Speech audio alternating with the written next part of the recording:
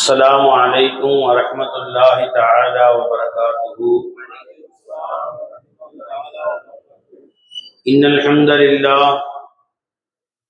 نحمده ونستعينه ونستغفره ونؤمن به ونتوكل عليه ونعوذ بالله من شرور أنفسنا ومن سيئات أعمالنا. من يهده الله فلا مضل له ومن يضلل فلا هادي له. ونشهد أن لا إله إلا الله وحده لا شريك له ونشهد أن محمدا عبده ورسوله. أما بعد فقد قال الله تعالى في شأن حبيبه مخبرا وآمرا: إن الله وملائكته يصلون على النبي يا أيها الذين آمنوا صلوا عليه وسلموا تسليما. اللهم صل على سيدنا محمد وعلى آل سيدنا محمد وبارك وسلم. அல்லாஹ் ஜல்ல ஷானுஹு தஆலாவுடைய பேரருள் பெரும் கருணை, அல்லாஹ் நம்மை எல்லாம் மூமின்களாக முஸ்லிம்களாக தனது ஹபீபு நாயகம் முஹம்மது ரசூலுல்லாஹி ஸல்லல்லாஹு அலைஹி வஸல்லம் அவர்களின் அருள் நிறைந்த உம்மத்தினர்களாக அல்லாஹ் ஆக்கினான். அந்த அல்லாஹ்வுக்கு எல்லா புகழும். மேலும் அல்லாஹ் தஆலா காமிலான அவனுடைய அவுலியாக்கள், நேசர்கள், ஷேகுமார்கள், முத்தகீன்கள், சாலிஹீன்கள், சித்தீகீன்களுடைய வழிமுறையில் செல்லக்கூடியவர்களாக, அவர்களை நேசிப்பவர்களாக நம்மை ஆக்கினான். அந்த அல்லாஹ்வுக்கு எல்லா புகழும். அல்ஹம்துலில்லாஹ். கண்ணியத்திற்கும் மரியாதைக்கும் உரிய அல்லாஹ் நல்லடியார்களே, அருமநாயகம் ஸல்லல்லாஹு அலைஹி வஸல்லம் அவர்கள் அல்லாஹ்வுடைய திருத்தூதராக இவ்வுலகிற்கு அல்லாஹ் அவர்களை அனுப்பி வைத்தார். அந்த தூதர் நபி ஸல்லல்லாஹு அலைஹி வஸல்லம் அவர்கள் அல்லாஹ்விடமிருந்து நமக்கு செய்தியை சொல்ல வந்தார். அவர்கள் அல்லாஹ்விடமிருந்து நமக்கு எடுத்து காட்டுவதற்காக, மெசேஜ், செய்தி சொல்வதற்காக வந்தார். அவர்கள் கொண்டு வந்த செய்தி என்ன? அவர்கள் கொண்டு வந்த செய்திதான் முஹம்மது ஸல்லல்லாஹு அலைஹி வஸல்லம். அவர்கள்தான் அல்லாஹ்வுடைய செய்தி. நபி அல்லாஹ்வை அறிவிக்க வந்தார்கள். அவர்கள்தான் அல்லாஹ் தஆலா நமக்கு அறிவிப்பதற்காக அனுப்பி வைத்தார். அவர்கள் கொண்டு வந்த செய்திகளில் மிகப்பெரிய செய்தி அவர்களேதான் இருந்தார். நாயகம் ஸல்லல்லாஹு அலைஹி வஸல்லம் அவர்கள் தான் இந்த உலகத்திற்கு அல்லாஹ் நமக்கு அனுப்பிய மிகப்பெரிய செய்தி. நாம் அவர்களை பார்த்து நம்மை சீர்திருத்திக் கொள்வதற்காக வேண்டி, அவர்களை பார்த்து நம் வாழ்க்கையை அமைத்துக் கொள்வதற்காக வேண்டி, ஒரு மனிதன் எப்படி வாழ வேண்டும், எப்படி இருந்தால் அவன் உலகிலும் மகிழ்ச்சியாக இருப்பான், மறு உலகிலும் மகிழ்ச்சியாக இருப்பான் என்பதை நமக்கு வாழ்ந்து காட்டுவதற்காக வேண்டி அல்லாஹ் தஆலா அனுப்பி வைத்த செய்திதான் முஹம்மது ரசூலுல்லாஹி ஸல்லல்லாஹு அலைஹி வஸல்லம். நண்பர்களே, பெரியார்களே, நாயகம் ஸல்லல்லாஹு அலைஹி வஸல்லம் அவருடைய வாழ்வில் இருந்து எப்போது நாம் சற்று சருகுவோமோ, நம்முடைய வாழ்க்கையிலே கேவலமும், நம்முடைய வாழ்க்கையிலே உலகிலே இழிவும், மறுமையிலே சிரமமும் மாறி மாறி உண்டாகும். எங்கெல்லாம் நம்முடைய வாழ்க்கையிலே இறங்குதல் உண்டாகிறதோ, சருகுதல் உண்டாகிறதோ, இரக்கம் ஏற்படுகிறதோ, வாழ்க்கையிலே சற்று நமக்கு தொய்வு ஏற்படுகிறதோ, அங்கெல்லாம் நீங்கள் யோசித்து பார்த்தால் அதற்கு மூல காரணம் நாம் முத்து நபி முஹம்மது ரசூலுல்லாஹி ஸல்லல்லாஹு அலைஹி வஸல்லம் அவர்களுடைய வழிமுறையில் ஏதேனும் ஒரு இடத்திலே சருகி இருப்போம். அதுதான் அங்கே காரணமாக இருக்கும். யாரெல்லாம் நான் வாழ்க்கையில் முன்னேறி கொண்டிருந்தேன், பின்பு என் வாழ்க்கையிலே சிரமம் ஏற்பட்டது, வாழ்க்கையிலே எனக்கு புகழ் வந்தது, பின்பு அது மாறிவிட்டது, எனது வாழ்க்கையிலே எனக்கு செல்வம் வந்தது, பின்பு அது மாறிவிட்டது என்று நினைக்கிறோமோ, எங்கே சருகினோம் என்று நாம் ஆராய்ந்து பார்த்தால், எங்கே நமக்கு அதனால் பிழை ஏற்பட்டது என்று யோசித்து பார்த்தால், அது அருமை நாயகம் ஸல்லல்லாஹு அலைஹி வஸல்லம் அவர்களுடைய காட்டிய வழிமுறையில் எங்கேனும் நாம் சருகி இருப்போம், தவறி இருப்போம், அதனுடைய விளைவுதான் இங்கே அனுபவிக்கிறோம். நமது வாழ்க்கை எப்படி சென்றால் மகிழ்வாக இருக்கும் என்பதை காட்டிவிட்டார்கள் நாயகம் ஸல்லல்லாஹு அலைஹி வஸல்லம். அதன்படி நடந்தால் இவ்வுலகிலும் அல்லாஹ் பிறர் முன்னால் நம்மை கேவலப்படுத்த மாட்டான். என்னுடைய உத்தரவை நீங்கள் மதித்து நடக்கும் காலமெல்லாம் காபிர்கள் மற்றும் பாவிகளுக்கு மத்தியிலே உங்களை கேவலப்படுத்த மாட்டேன் என்று அல்லாஹ் வாக்குறுதி கொடுத்திருக்கிறார். நீங்க எதுவரை அல்லாஹ் ரசூலை மதித்து வாழ்கின்றீர்களோ அதுவரை பிறருக்கு மத்தியிலே அல்லாஹ் உங்களை தலை குனிய விடவே மாட்டான். உங்கள் சொந்த பந்தங்களுக்கு மத்தியிலேயும் சரி, உங்கள் நட்பு வட்டாரத்திலும் சரி, உங்கள் தெரு உங்கள் ஊர் மக்களுக்கு மத்தியிலும் சரி, தலை நிமிர்ந்து அல்லாஹ் வாழச் செய்வான். உங்கள் தலை குனிவை ஒரு காலம் அல்லாஹ் தஆலா உண்டு பண்ண மாட்டான். தலை குனிவு ஒரு மனுஷனுக்கு ஏற்படுது, யோசிச்சு பாரு எங்க பிழை செய்தோம் என்று. எந்த இடத்துல நீ டெஸ்ட் பண்ணி பாரு. ஒன்னால டெஸ்ட் பண்ண முடியலையா, லேபில கொண்டு போய் விடு, அவுலியாக்கள் இருப்பாங்க, அவங்க போய் காட்டு, அவங்க ஆராய்ச்சி பண்ணி எங்க பிழைன்னு சொல்லுவாங்க. காய்ச்சல் வந்தா என்ன செய்யறோம், டாக்டர் போறோம், அவர் ஒரு கால்பால் மாத்திரை கொடுப்பாரு. ஏன் வெளியில கேக்குது, வெளிமைக்கு போட்டுருவாங்க, எக்கோவா கேக்குது, அது தேவையில்லை, வெளிமைக்கு தேவையில்லைன்னு நினைக்கிறேன், எக்கோ கேக்குது. சரி, நம்ம உள்ள பிள்ளைங்க உள்ள கேட்டாலே போதும், தெருவில் போறோம் கேட்கணும், நமக்கு என்ன இருக்கு. யாரை இனிமை தேடி பள்ளிக்கு உள்ளே வந்தாருன்னா அவங்க கேட்டு போட்டோம், தெருவில் உட்காந்துருக்கு கேட்கணும்னு அவசியமே இல்லை. உள்ள இருக்கவங்க கேட்டாலே முடிஞ்சு போச்சு. அவங்க ஆசையோடு வந்திருக்கிறாங்க, நாலு செய்தி கேட்கறாங்க, ஹதீஸ் கேட்கறாங்க, ஆயத்து கேட்கறாங்க. இந்த ரோட்ல போடுறது, கிராத் ரோட்ல போடுறது, சில பள்ளிவாசல்கள்ல 5 நேரம் தொழுகை கிராத் ரோட்ல போட்டுருவோம், தெருவில் போறவங்க எல்லாம் கேட்கற மாதிரி. பாவம் அது, அப்படி தெருவில் போடுறது பாவம். ஏன்னு கேட்டா அது வந்து உஜ்னுபாலியா போவார் ஒருத்தர், காதல விழுந்தா சஜிதா ஆயத்து கால விழுவோம். அந்த ஆயத்தை மதிக்கணும். வைதா குரிய அலைக்கும் குர்ஆன் ஃபஸ்தமிஉ லஹு அன்சிது.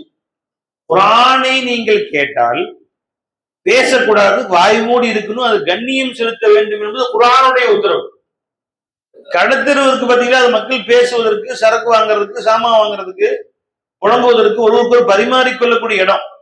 கடத்தெருவுலாம் கேட்கிற மாதிரி மைக்கு பாங்கு சொல்றதுக்கு மைக்கு எல்லாம் போட்டு வச்சிருக்காங்க. அது போய் கிராத்து போட்டு விட்டா, பயான்கள்லாம் போட்டு விட்டா. இப்போ கிராத்து ஓதுறாங்க, ஃபஜ்ருடைய கிராத்து ஓதுறாங்கன்னா, மகரிபுடைய கிராத்து ஓதுறாங்க, இஷாவுடைய கிராத்து ஓதுறாங்க. வியாபாரம் செய்வாரா, கிராத்து கேட்பாரா? கிராத்து கேட்கும்போது வியாபாரம் செஞ்சா தப்பு, வியாபாரம் செஞ்சுக்கிட்டு கிராத்து கேட்காம இருந்தாலும் அந்த கிராத்தை மதிக்கலேங்கிற குற்றம். அது செய்யவே கூடாது, அது மாதிரி நம்ம போடவே கூடாது. எப்பயுமே எளிமைக்கு பாங்கு சொல்ல மட்டும் தான் வச்சுக்கணும். சரி விடுங்க, எது சொல்லிட்டு இருந்தேன், என்ன செய்தி பஞ்சு.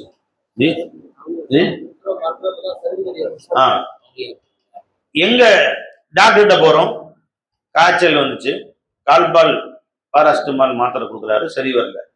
ஏன் தொடர்ந்து வருதுன்னு தெரியலங்க, என்ன ஃபீவர்னு தெரியல, இது வந்து டெங்குவா வைரஸ் ஃபீவரா, நீங்க பிளட் டெஸ்ட் பண்ணிட்டு வாங்க அப்படின்னு சொல்லுவாங்க. ஒரு நாள் 2 நாள் பார்த்து பிளட் டெஸ்ட் பண்ணா மஞ்சள் காமாலியா என்னன்னு நமக்கு தெரியும், எதுல பிரச்சனைன்னு கண்டுபிடிச்சு அதுக்கேற்ற மாதிரி மாத்திரை கொடுப்பாங்க.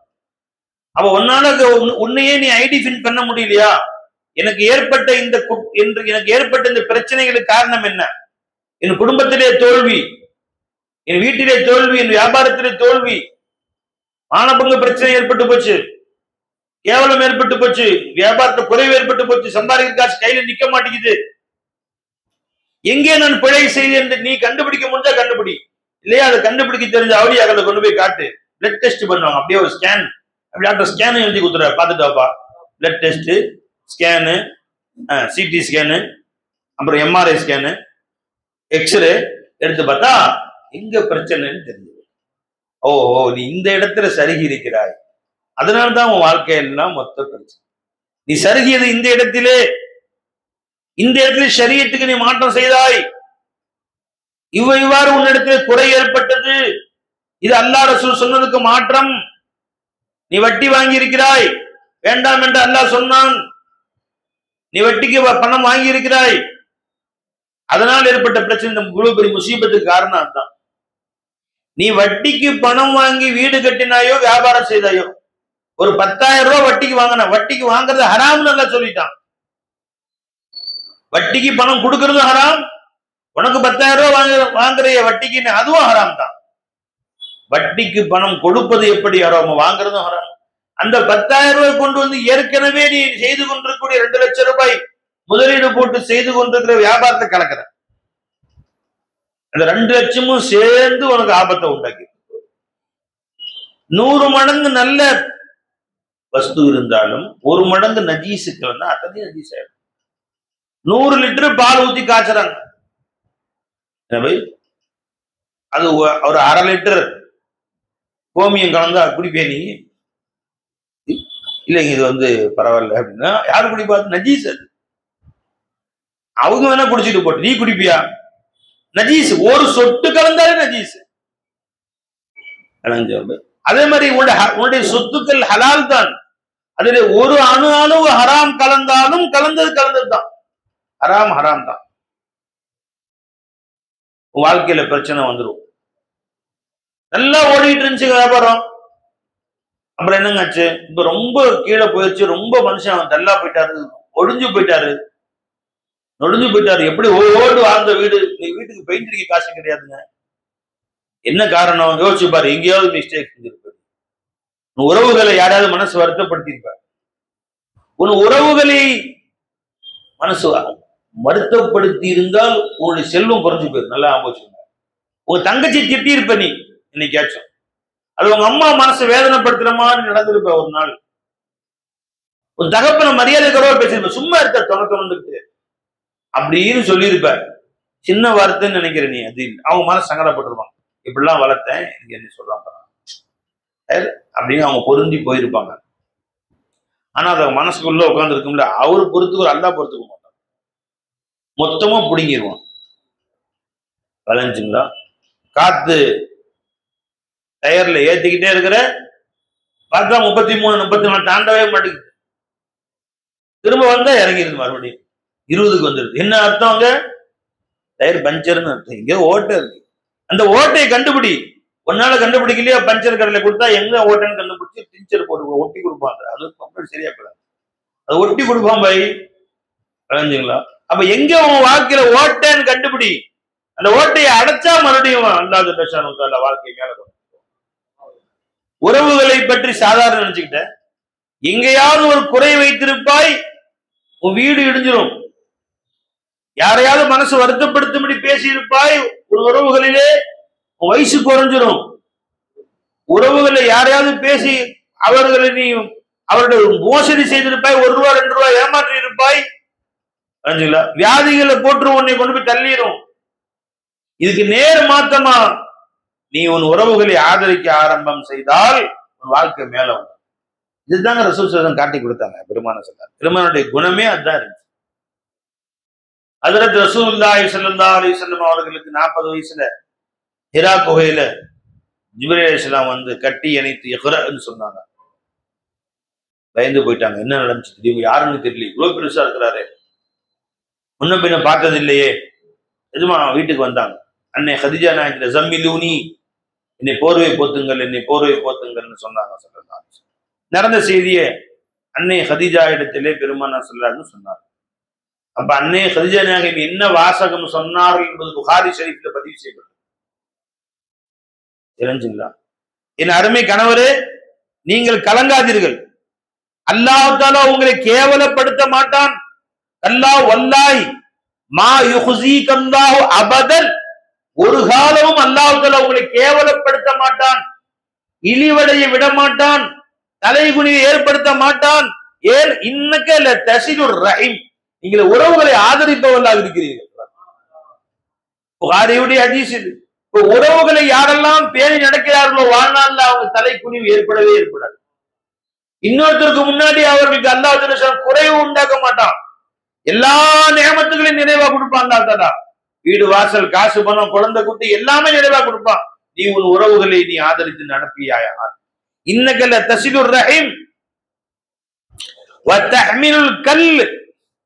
யார் தன்னை ஆதரிப்பவர்கள் இல்லாமல் இருக்கிறார்களோ, அவர் கொடுத்து உதவுவதற்கு ஆள் இல்லையோ, அப்படிப்பட்ட நபர்களுக்கு நீங்கள் அந்த பொறுப்பை ஏற்றுக்கொண்டு அவர்களுக்கு முழுமையாக உதவி செய்கிறீர்கள். ஆதரவற்றவர்களுக்கு நீங்கள் ஆதரவாக நின்று கொண்டிருக்கிறீர்கள். உங்களுக்கு ஒரு கஷ்டம் வராது நபியே என்று அன்னை ஹதீஜா நாயகம் சொன்னார்கள். அன்பர்களே, சாதாரண செய்தி நினைச்சீங்களா? நபிகள் நாயகம் ஸல்லல்லாஹு அலைஹி வஸல்லம் அவர்கள் சொன்னார்கள். முஸ்னத் அஹ்மதுல திருமதியில் வரக்கூடிய இந்த ஹதீஸை ஞாபகம் வச்சுக்கங்க. ஏன் இந்த செய்தி அல்லாஹ் கொண்டு வர்றான்னு நமக்கு தெரியாது. ஏன்னா இதில் இன்று மக்கள் மிக பெரும்பாலானவர்கள் கஷ்டத்தில் இருக்கிறார்கள். திருமதியில முஸ்னத் அஹ்மதுல வரக்கூடிய ஹதீஸ், நாயகம் ஸல்லல்லாஹு அலைஹி வஸல்லம் அவர்கள் சொன்னார்கள், வலா யருத்துல் கதர இல்ல துஆ. உன் விதியை எதுவுமே மாற்றாத துஆவை தவிர. துஆ உன் விதியவே மாற்றிடும். நீ செய்யக்கூடிய துஆ, உனக்கு வாப்பா அம்மா செய்யக்கூடிய துஆ, மற்றவர்கள் செய்யக்கூடிய துஆ. மெட்ராஸ் கிளம்புற இங்க இருந்து கார்ல புரிஞ்சுங்களா? எத்தனை எத்தனை விபத்துகள் டெய்லி. கார் லாரியில் மோதி குடும்பத்தோடு 6 பேர், ஒரே குடும்பத்தை சேர்ந்த 6 பேர் பலி அப்படின்னு அடிக்கடி பேப்பர்ல வருது. 7 பேர் பலி, 8 பேர் பலி என்று அடிக்கடி பேப்பர்ல வருது. மெட்ராஸுக்கு கார் கிளம்புதா, பிளைட் ஏற்றி விட போறீங்களா, அதை இறக்கி கூட்டிட்டு வர போறீங்களா, கிளம்புறதுக்கு முன்னாடி ஒரு 10 ரூபா, ஒரு 20 ரூபா. ஜி, நீ காருக்கு பெட்ரோலுக்கு 5000 செலவு பண்ற, காருக்கு 10,000 செலவு பண்ற. ஒரு 20-30 ரூபா பெரிய காசு, ஒரு 50 ரூபா, ஒரு 100 ரூபாய் எடுத்து போற வழியில இல்ல ஒரு முசாஃபர் கீழே கொடுத்து நீ திரும்பி வரவங்க இரண்டு. ஒரு விதியில ஆக்சிடென்ட் என்று எழுதி இருந்தாலும் நாளைக்கு பேப்பர்ல உன் பேர் வரும், 6 பேர் குடும்பத்தோடு பள்ளின்னு போட்டோலாம் போட்டு வரும் என்று இருந்தாலும் கூட, பள்ளிவாச வாசல் ஒரு முசாஃபர் கையோ காலோ இல்லாம உட்கார்ந்துருக்கிறாரு, 50 ரூபா கொடுத்துடுறேன். அவர் 50 ரூபா பார்த்தோன்னா, ஸ்ரீதேவி நல்லா இருப்ப, என்ன எல்லாம் 1 ரூபா 2 ரூபா போடுறோம், 50 ரூபா போட்டோன்னு நல்லா இருப்ப ஸ்ரீதேவி அப்படின்னு சொல்லிடுறாரு. முடிஞ்சுங்களா? அந்த விதியவே அல்லாஹ் மாத்திடுறாங்க. அதை அந்த விதியை அழிச்சிருங்கன்ற பேப்பர் நியூஸே அழிச்சாச்சு. நான் சொல்ல முஸ்னத் அஹ்மதுல, திருமதியில, இப்னு மாஜால, ஹாக்கிம்ல வரக்கூடிய ஹதீஸ், முஹம்மது ரசூலுல்லாஹி ஸல்லல்லாஹு அலைஹி வஸல்லம் ஹதீஸ் ராவியா இருப்பாருங்க, லா யருத்துல் கதர இல்ல துஆ. துஆவை தவிர வேறு எதுவும் உன் தக்தீரை மாற்றாது. விதியில் எழுதப்பட்டிருந்தாலும் மாற்றிடும். வலா யஸீது ஃபில் உம்ரி இல்லல் பிர். நீ பெற்றோர்களுக்கு செய்யப்படக்கூடிய பணிவிடை இது ஒன்றுதான் உன் வயதை நீளமாக்கும் அப்படின்னா. 50 வயசுல போற, 60 வயசுல போயிடுவேன்னு இருந்தாலும் கூட உன் தாய் தந்தைக்கு நீ ஹிதுமை செஞ்ச, நல்லா இருப்பா அப்படின்ட்டாங்க. சின்ன வார்த்தை, அது வயசான கிழவி நல்லா இருக்குன்னு சொல்றாங்கன்னு நினைக்காதீங்க. அந்த வார்த்தை உன்னுடைய 50 வயசு 70 ஆக்கிடும், 70 வயசு 90 வயசு ஆக்கிடும். யாராவது சல்மான் ஃபாரிசி ரலியல்லாஹு அன்ஹு ரிவாயத் செய்கிற ஹதீஸ் எடுத்து பார்க்க, பெற்றோர்களுக்கு நீ செய்யக்கூடிய பணிவிடை உன் வயதை நீளமாக்கிவிடும். அப்படியே நேர்மாத்தமா போடுங்க. நீ பெற்றோர்கள் மனசை வருத்தப்படுத்தின, அவங்க பதுவா செய்யணும்னு அவசியம் இல்லை. வயசு எல்லாம் குறைச்சிடலாம். 70 50 ஆயிடும், 50 30 ஆயிடும். உங்க பேரு இன்னைக்கு சின்ன வயசுல போறான்ற பேப்பர்ல பாக்குறோம் இல்லையா? வீட்டுல பண்ற அட்டகாசம் வாய் தவிர அவங்க அம்மா அந்த சொல்லிடுறாங்க சில நேரங்கள்ல, ஏன்டா இருந்து போய் தொலையாம இருக்கிறியா நீ, அப்படியே போய் தொலைய வேண்டித்தானடா. சில நேரம் துவா கபூல் ஆகுறது கபூல் ஆயிருக்கு. அப்படியே இதெல்லாம் நம்ம தாய்மார்களுக்கு சர்வசாதாரணமா வாயில வருது இல்ல. வேதியில போனவனே, கொல்லையில போனவனே, அவங்க கொல்லை வந்து போயிடுறாங்க. தெரிஞ்சுங்களா? இருக்கு இப்ப இந்த வார்த்தை சில நேரங்களில் பழிச்சிருக்கு. அப்ப தாயுடைய வார்த்தை, நீ தாய்க்கு நல்லது செய்தால் அதற்கு அவர்கள் துவா செய்ய வேண்டிய அவசியம் இல்லை. நீ நல்லது செய்யறதே துவா தான். உன் தாய்க்கு ஒரு பணிவிடை செய்யக்கூடிய பாக்கியம் கிடைப்பதே துவா. ஒரு தண்ணீர் எடுத்து கொடுக்கக்கூடிய பாக்கியம் கிடைச்சு, இன்னைக்கு அம்மாக்கு போய் காய்கறி வாங்கி கொடுத்தீங்க, அதுவே துவா. அவங்க தம்பி நல்லா இருப்பா நீ சொல்லணும்னு அவசியம் இல்லை, அதுவே துவா தான். உன் தாயுடைய மனம் வருத்தப்படும்படி இன்னைக்கு நீ பேசல, அவங்க பதுவா செய்யணும்னு அவசியம் இல்லை, அவர்கள் மனசை வருத்தப்படுத்தின அல்லாஹ்வுடைய அரிசி புழுங்கிடும். தெரிஞ்சுங்களா? எவ்வளவு பேர் என்ன லேசானது.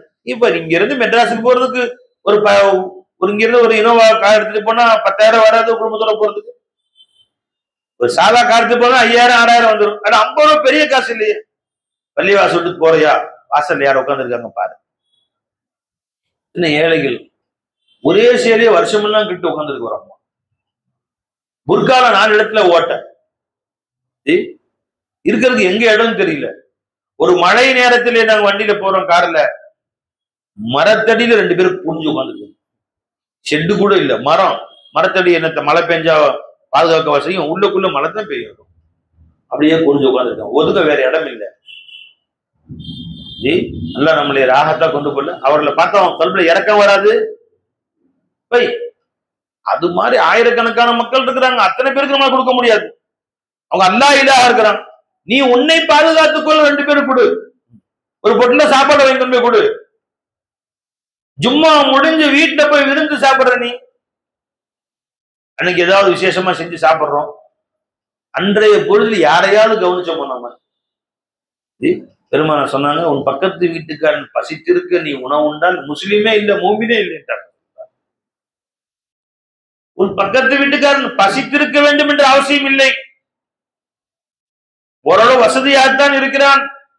அப்படி இருந்தாலும் கூட நீ வீட்டுல சமைச்சதுடைய வாசனை அவன் போயிருக்கும்ல, அவன் உள்ள சாப்பிடாதான்ட்டாங்க. சொல்லுந்தாரு சொல்லு. வீட்டுல கரியானம் செய்றீங்க, அக்கம் பக்கம் உள்ள வீடுகளுக்கும் போத்தானே செய்யும். பெருமான சொன்னாங்க, ஒரு கொட்டா கொடுக்க கொடு. உன் கஞ்சத்தனம் பிடிச்ச மனசு அடுத்தவங்களுக்கு கொடுக்க மனசு வரல அப்படின்னு சொன்னா ஒண்ணு கவலை வேணாம். பெருமான அதுக்கும் அழகான வழி சொல்றாங்க. ஒரு கொட்டா தண்ணி எடுத்து அந்த ஆணத்துல ஊத்தி ஒரு கலக்கு திரும்ப அந்த ஒரு கொட்டராவை எடுத்து அதே கொட்டா ஒரு அதே தண்ணி 2 கரண்டிய இந்த கொட்டரால ஊத்தி கொஞ்சம் பக்கத்து வீட்டு கொடுத்துரு. இது ஆணம் ஆயிரும். ஆணத்துல குறைவு வரல, அப்படி சாப்பிடும். சரிவா? என்ன அழகா சொன்னாங்க சொல்லந்தாரு. நீ ஆக்கிரமத்துல 1 இன்ச்சு குறைஞ்ச கூடாது. நீங்களும் பஞ்சாதி பிள்ளையே திண்டு சாவணும். மிச்சம் இருந்தா ஃப்ரிட்ஜ்லயாவது வச்சிடணும். அது 15 நாள் கழிச்சு சூடு பண்றான். பக்ரீத் கட்டி அடுத்த பக்ரீத் வரைக்கும் வச்சுக்கிறாங்க சில பேர். ஃப்ரிட்ஜ்ல கல்லா கிடக்குது. அப்படியே அது கல்லா இல்ல, உன் மனசு கல்லாயிருச்சு. அப்படியே கறி கல்லு மாதிரி ஆயிருக்கு. உன் மனசு கல்லு மாதிரி இருக்கு. அடுத்தவங்களுக்கு கொடுத்து சாப்பிடறதுக்கு உனக்கு மனசு வரல. வசதி வாய்ப்பு கொடுத்துருக்கான், கொடுத்தா குறையாது. உனக்கே இந்த கதினா இப்படி நினைக்கிறியே, இதுதான் உன் வயசை குறைக்குதுன்றான். கொடுத்துட்டு போய் பாரு. எத்தனையோ ஆபத்துகளை விட்டு அல்லாஹ் தஆலா உன்னை பாதுகாத்துருவோம். தெரிஞ்சுங்களா? கொடுத்து பழகு. ஏதோ ஒரு முக்கிய வேலைக்கு போறியா, அது தர்மத்தை முற்படுத்திக் கொள். பெருமானார் சொன்னாங்க ஸல்லல்லாஹு அலைஹி வஸல்லம், தர்மத்தை விதி முந்தி விடாது அப்படின்ட்டான். அப்படின்னா நீ தர்மம் குறுக்கால வந்துருச்சுன்னு சொன்னா உன் தலையிடத்திலே ஏற்படக்கூடிய நஷ்டத்தை கூட அல்லாஹ் தஆலா மாத்திரான். தெரிஞ்சுங்களா? இது வந்து பெருமானார் சொன்ன ஹதீஸ். இன்னொரு ஹதீஸ்ல பெருமானார் சொன்னாங்க ஸல்லல்லாஹு அலைஹி வஸல்லம், மன் சர்ரஹு, இந்த ஹதீஸ் புகாரி முஸ்லிம்ல வருது. ராவியா இருந்தார், புகாரி முஸ்லிம்ல வருது. பெருமானார் சொன்னாங்க ஸல்லல்லாஹு அலைஹி வஸல்லம், மன் சர்ரஹு அன் யப்சுத லஹு ரிஸ்கஹு, யாருக்கு அவர்கள் ரிஸ்க் விசாலமாக ஆக வேண்டும் என்ற ஆசை வந்ததோ,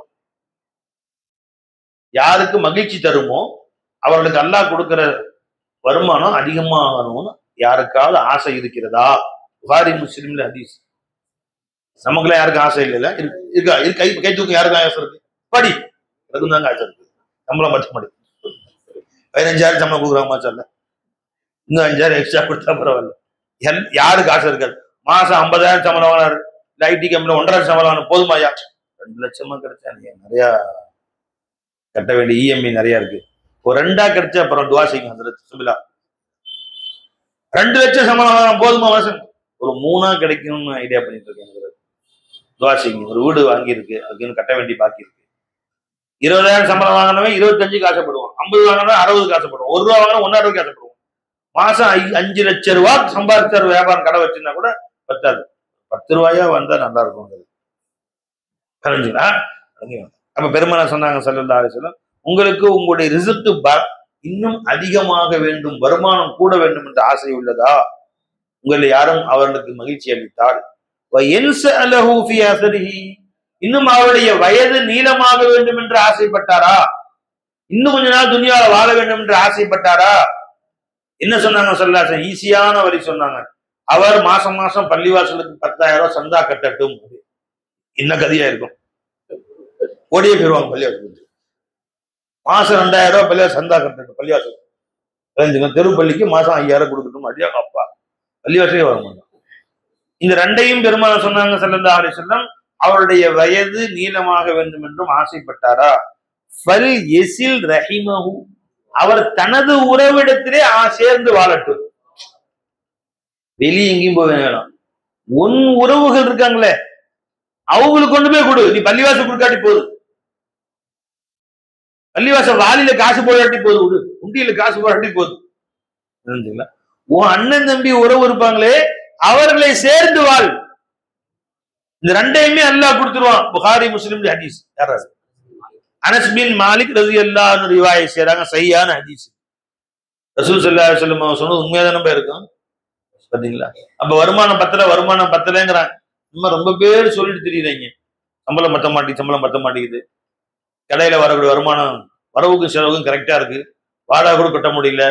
இருக்கா இல்லையா? நீ உங்க ஒண்ணும் வேணாம். உன் உறவுகளை ஆதரிச்சு, உன் அண்ணன் தம்பி, அக்கா தங்கச்சி, சின்னத்தா பெரியதா, சின்னமா பெரிய பிள்ளைங்க இருக்கலாம், யார்ட்டெல்லாம் சண்டை போட்டுருக்கிறியோ போய் சமாதானமா பேசி அவன் வீட்டுக்கு விருந்து கூப்பிட்டு ஒரு நாளைக்கு சோறாக்கி போடு. அவங்க வீட்டுல நீ போ, வா, வரப்போக சந்தோஷமா ஏறி அவன் வாழ்க்கையை பாரு. அதுக்கு பின்னாடி பாரு வருமானம் எப்படி எப்படி பறக்கும். 2 4 ஆகும், 4 8 ஆகும். 2 மடங்கு 4 மடங்கு எல்லாம் கொடுத்துட்டே போவான் உனக்கு. உன் உறவுகளே ஆதரிச்சுக்க. நீ பள்ளிவாசல் காசு போடாட்டி பரவாயில்ல, தர்கா உண்டியில காசு போடாட்டி பரவாயில்ல. நீ முசாபர் கொடுக்காட்டி கஞ்ச பிசினாரே வச்சு சாவு. நீ போய் வச்சு உன் உறவுகளுக்கு கொடுப்பாங்கிறாங்க சொல்லுங்க. பல் யஸில் ரஹிமஹு, தன் உறவுகளை அவர் ஆதரித்துக் கொள்ளட்டும். இன்னைக்கு ரொம்ப பேருடைய வீட்டுல பிரச்சனை தான். இந்த செஹரா சூனியமான்னு தெரியல, நல்லா போயிட்டு இருந்து உட்காந்துக்குச்சு கடை. என்ன நினைச்சு நல்லா பெரிய பெரிய வேலையில இருந்தாரு. திடீர்னு முட்டுக்கால் வலின்னு சொன்னாங்க, வேலையை விட்டு எடுத்துட்டாங்க. வீட்டு வந்து உட்கார்ந்து இருக்காரு. வெளிநாட்டை சம்பாதிச்ச மனுஷன், வீடே கஷ்டத்துல இருக்குது. எல்லாம் வரும். அவன் வெளிநாட்டுல இருந்த பொழுது காசை வாங்கி வச்சுக்கிட்டு உன் புருஷனுடைய தங்கச்சி திட்டினேல, அப்ப புருஷனுக்கு வேலை போயிடுச்சு. உன் புருஷனுடைய தங்கச்சியை நாத்தனார் திட்டினேல, உன் மாமியாக்காரியை குறை சொன்னேல, ஒரு உறவுகளை ஆதரிக்க மறுத்தாய் அல்லவா, அல்லாஹ் தஆலா பிடிக்கிட்டாங்க. உனக்கு கொடுத்த செல்வத்தை பிடிக்கிறான். இப்ப இதுக்கு என்ன வழி? மீண்டும் வேலை கிடைக்கிறதுக்கு அதே வழி தான். திரும்ப அவங்கள்ட்ட போய் மன்னிப்பு கேட்டுக்கோ. அதே உறவுகளை ஆதரித்துக்கொள். உறவு முறைகளை பேணிக் கொள்வாயாக. உன் உறவு முறைகளை பேணிக்கொள். உன் குடும்பத்தாரோடு சேர்ந்து வாழ். குறைகளை பெரிதுபடுத்தாதே. குற்றம் பார்க்கில் சுற்றம் இல்லை. யார்கிட்ட குற்றம் இல்லை. அவன் எப்படி செஞ்சான், இவன் எப்படி செஞ்சான், நீ எப்படி செஞ்சேன்னு கேட்டாதான் பெரிய லிஸ்ட் வரும். ஏப்பா அவன் எப்படி செஞ்சான், இவன் எப்படி செஞ்சான்னு ஒரு பெரிய லிஸ்ட் கொடுக்குற. துனியால பார்த்தா உனக்கு எல்லாரும் கெட்டவர்கள், நீ ஒருத்தன் நல்லவனு தெரியுற இல்ல. எல்லோரும் நல்லவர்கள், நான் ஒருத்தன் தான் கெட்டவன் வாழு. நான் என்று நல்லவன் ஆவேனோ அப்படின்னு வாழு. அப்படித்தான் பெரியவங்க நமக்கு வாழ்க்கையை கத்துக் கொடுத்தாங்க. லஞ்சபை இப்ப என்ன சொன்னாங்க ஸல்லல்லாஹு அலைஹி வஸல்லம், நீ உன் உறவுகளை ஆதரித்துக் கொள்வாயாக. இன்னொரு ஹதீஸ் பெருமானார் சொன்னாங்க ஸல்லல்லாஹு அலைஹி வஸல்லம், சிலத்துர் ரஹிம். முஸ்னத் அஹ்மதுல வருது இந்த ஹதீஸ். ஹஜ்ரத் ஆயிஷா ரலியல்லாஹு அன்ஹா ரிவாயத் செய்றாங்க. சிலத்துர் ரஹிம் வ ஹுஸ்னுல் ஜிவார் யஅமுரானி தியார் வ யஸீதானி ஃபில் அமார். என்ன சொன்னாங்க ஸல்லல்லாஹு அலைஹி வஸல்லம், நீ உனது உறவுகளை ஆதரித்து நடந்து கொள்வது. அடிக்கடி போய் பார்க்கணும். ஒரே ஊர்ல இருக்கிறாங்க, அண்ணனை பார்த்து தம்பி பார்த்த, நான் தம்பி போன மாசம் பார்த்துருக்குது. ராவியாரு தம்பி பார்த்து 2 மாசம் ஆச்சுங்கிறாரு. அதே விடுங்க, அம்மா அண்ணன் வீட்டுல இருக்க தம்பி பாக்குறது இல்ல, போய் தம்பி வீட்டுல அத்தா இருக்கிற அண்ணன் வந்து பாக்குறது இல்ல. ஏன்னா அம்மாவுக்கு எனக்கு ஒரு வருத்தம், பேசுறது இல்ல. அல்லாஹ் அக்பர். இது எந்தெந்த வீடுகள்ல இருக்குதோ, நீ என்னதான் குட்டிக்கரணம் அடிச்சாலும் சரிதான், உன் வாழ்க்கையில மேல வரவே மாட்டான். எந்தெந்த வீடுகள்ல உன் குடும்பத்தார்ல யார்கிட்ட ஒருத்தர் சண்டை போட்டாலும் சரிதான், உன் குடும்பத்தார் உறவுகள் 10 பேர் இருக்கிறாங்க, 9 பேர் ராசியா இருக்கிற, ஒருத்தரிடத்துல நீ வருத்தமா இருக்கிறேன்னு சொன்னாலும் முசீபத்து வரும். பெருமானார் சொன்னாங்க, சிலத்துர் ரஹீம், உறவுகளை ஆதரிக்குதல், ஹுஸ்னுல் ஜிவார், உன் அருகில் உண்டவர்களிடத்திலே நல்ல முறையில் பழகுதல். அருகில் உண்டானவர்களிட்ட நல்ல முறையில் பழகு. இந்த ரெண்டும் என்னென்ன செய்யுங்கிறாங்க சொல்லலாம். அருகில் உண்டானவர்கள் என்று சொன்னால் ஆஷான ஹுஸ்னுல் ஜிவார், அருகில் உண்டானவர்கள் அப்படின்னு சொன்னா வீட்டுக்கு பக்கத்துல இருக்கிறாங்களே அவங்களுக்கும் நல்லது செய்யணும். நீ பாட்டுக்கு வீட்டுல டேப் ரெக்கார்டு போட்டு வீட்டுல நீ பாட்டுக்கு டிவி வச்சு சவுண்ட் பயங்கரமா வச்சுட்ட, அவங்களுக்கு இடைஞ்சல் தர்ற மாதிரி. வீட்டு வாசல்ல கொண்டு பொது வாசலா இருக்கும், 4 பேர் உள்ள 4 வீடு இருக்கும், இவரு பைக்கை கொண்டு இவரு காரை கொண்டு முன்னாடி நிப்பாட்டிக்கிறது, அவன் நடந்து கூட உள்ள வர முடியாது. மனசுக்கு கஷ்டப்படுவாங்க. யாருப்பா இந்த பைக்கை போட்டதுன்னு சொன்னா நீ சண்டைக்கு வருவ, உங்க அப்பா ஒரு சொத்தா தெருவு அப்படின்னு கேட்ப நீ. அதனால எதுக்கு வம்புன்னு ஒதுங்கி போயிடுவாரு. ஆனா அவர் ஒதுங்கி போயிட்டாரு, அல்லாஹ் தஆலா பார்த்துட்டு இருக்கிறான். ஜுல்மு செஞ்சல, அநியாயம் செஞ்சல. நீங்க உன்னோடு பழகக்கூடியவரிடத்தில் யாரா இருந்தாலும் ஒரு நிமிஷம் பழகினாலும் அவர்களிடத்திலும் அன்பாக பழக வேண்டும். இவருக்கு பள்ளிவாசல உட்கார்ந்து இருக்கிறோம், இங்கேயும் ஹுஸ்னுல் ஜிவார், ஜிவார்னா அருகில் இருப்பவர்கள். இங்க பக்கத்துல இருக்கிறவங்களுக்கும் நீ அவர்களுடைய கடமையும் இருக்குது. என்ன பள்ளிவாசல் பக்கத்துல உட்கார்ந்து ஒரு கடமை இருக்கான், நீ இப்ப சத்தமா ஓதன அவங்களுக்கு டிஸ்டர்ப் ஆகும். தஸ்பீ ஓதன சுப்ஹானல்லாஹ் அவர் தோந்துட்டு இருக்கிறாரு, அது டிஸ்டர்ப் ஆகும். நீ டப்புன்னு காலை மாத்தி போடுற, அவர் மேல இடிச்சு விடுது, அவர் கவனம் இந்த பக்கம் திரும்புது, அதனால டிஸ்டர்ப் ஆகும். உனக்கு இருமல் தும்மல் தொடர்ந்து வந்துட்டு இருந்துச்சு, பள்ளிவாசல் பின்னாடி போயிடணும். இங்கேயே உட்காந்து இருமிட்டு உட்காந்துருந்த. சில பேர் இருமல் தும்மல் வந்தா கர்ச்சி வச்சு பொத்துறது, ஹச்சுன்னு போட்டா அவன் பக்கத்துல இருக்கவங்க சட்டையெல்லாம் ஈரமாயிடுது. ஜி ஆமா, சாரல் வீசுது அப்படி. இதெல்லாம் டிஸ்டர்ப்ல உள்ளதுதான். இன்னும் சொல்ல போனா சரதான்னு சொல்லிட்டாங்க, ஜும்மா தொழு வரைக்கும் இவ்வளவு பேர் உட்காந்துருக்காங்க பள்ளிவாசல்ல. நீ வந்தியா அங்கேயே உட்காந்து, எங்க அந்த எல்லாரும் முடிகிறாங்களோ அங்க உட்காந்து. இங்க ஒரு இடம் இருக்கு முன்சப்ல, அதுக்காண்டி 4 பேரை இடிச்சுக்கிட்டு, 4 பேர் வாட்சியை மிதிச்சுக்கிட்டு, 4 பேர் செல்போனை ஒரு மிதிச்சு, சாரி சார் அது உடனே போயிடும், அது மிச்சு கண்ணாடி 2 தட்டு தட்டி விட்டு அவர் முதுகுல ஒரு இடி இடிச்சு இங்க உட்காந்துட்டார். பெரிய சவாபு கிடைச்சு போச்சு. பெருமானார் சொன்னாங்க, அவ்வாறு நீ பேருடைய ரிகாப் தோலை தாண்டி தாண்டி அவன் கையை தாண்டி கையை மிதிச்சு இங்கே அவர் சங்கடப்படும்படி, சங்கடப்பட்டாரோ இல்லையோ, அவர் செல்போனை மிதிச்சியோ இல்லையோ, அவர் கர்ச்சி காலை மிதிச்சியோ இல்லையோ, அவர் கவனத்தை திருப்பிட்டல, அவர் கவனமா உட்காந்து அந்த பக்கம் பயான் கேட்டு உட்காந்துருக்காரு. இவங்க இடி இடிச்சுட்டு தாண்டி போறான், யாரு பாத்து அப்படின்னு திரும்பி கவனத்தை திருப்பின இல்ல. பெருமாள் சொன்னாங்க, ஜும்மாவுடைய சவாபே அவனுக்கு கிடைக்காதுட்டான். வல்லம் யாருடைய தோல் புஜங்களையும் தாண்டவில்லையோ ஜும்மாவை ஷர்த்து. உனக்கு முன்சபல உட்காரன்னு ஆசையா 10 மணிக்கே வா, வாங்க 12:30க்குன்னா 12 மணிக்கே வாயேன். இவர் 1:15 வருவாரு பயான முடியுற நேரத்துல. அங்க பக்கம் அப்படி இடம் இருக்காரு, அப்படி மேல முன்னாடி பாக்குறது அங்க இடம் இருக்கு. புரிஞ்சுங்களா? இவன் ஒரு மிதி, அவன் தொப்பி தட்டி விட்டாரு, இவன் காலை மிதிச்சாரு, அப்படி நேரா போய் உட்காந்துட்டாரு. இதெல்லாம் சின்னதுன்னு நினைக்கிறீங்களா? சின்ன விஷயம் நினைக்கிறீங்களா? இதெல்லாம் உன் வாழ்க்கையே அழிச்சிரும். மொத்த ஜும்மாவுடைய சவாப் போச்சு. ஹதீஸ் எடுக்க மாட்டேங்கிறீங்க ஆலிம் ஷாக்கள், இத்தனை பேர் உட்காந்துருக்கீங்க. பெருமானார் சொன்னாங்க, ஒமன் லகா வ தஹத்தா ரிகாபன் நாசி கானத் லஹு துஹரன். இன்னொரு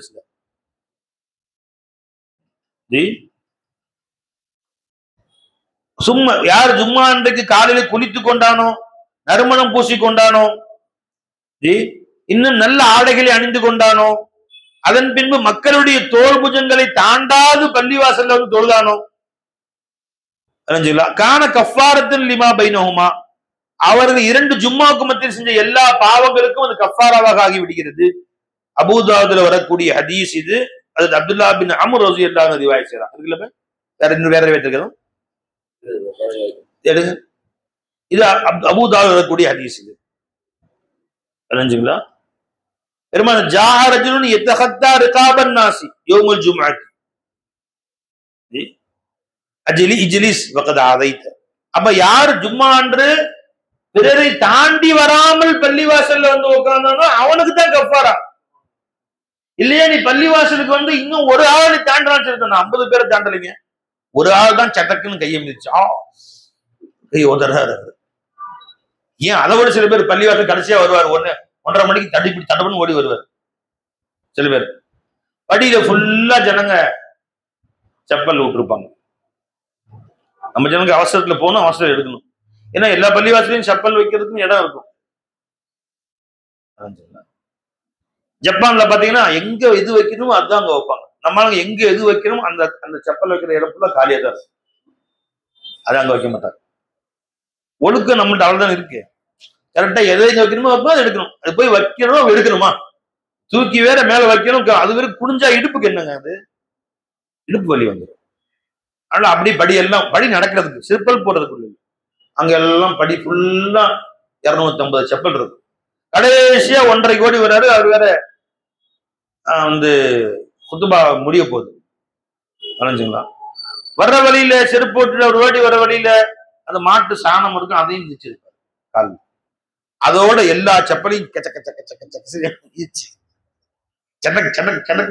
அத்தை செப்பலையும் மிதிச்சு 2 செப்பலை தட்ட ஒண்ணு போய் கீழே இந்த பக்கம் படியில இருந்து சாக்கடையில உழுக. இவன் கடைசியா மேல கொண்டு போய் போட்டு அல்லாஹ் அக்பர். அவன் தொழு முடிச்சு வந்தா கார்ல சாணி அப்படி. இவன் செப்பலு கீழே இருக்குமா, மிதிச்சு என்ன ஆகும், அடுத்தவன் செப்பலுக்கு மேலவே இருக்கும். அது இல்லைங்களா? இதெல்லாம் இவர் அல்லாஹ் அல்ஹம்துலில்லாஹ் ஜும்மா கிடைச்சிருச்சு. சும்மா சவாபு கிடைக்காது. ஜும்மா கிடைச்சிருச்சு பை, சவாபு கிடைக்காது உனக்கு. ஜி எப்படி ஜும்மாவில வந்தா கடைசியா உட்காருன்னு பெருமாள் சொன்னா ஒரு செருப்பையும் கடைசியா தான் போடணும். அது பாட்டுக்கு 10 செப்பு செப்பல் இருக்குன்னா உன் செப்பல் எங்க இருக்கணும் பை, 11வது செப்பல போட்டுட்டு வா. அத்தனை மிதிச்சு உங்க கால இருந்த அந்த கீழே ஒட்டி இந்த புனிதமான வைகள் எல்லாம் அடுத்தவங்க செப்பல மேல ஒட்ட. அப்ப அவன் செப்பலை போட்டுன்னா கால பிசுக்குங்குது.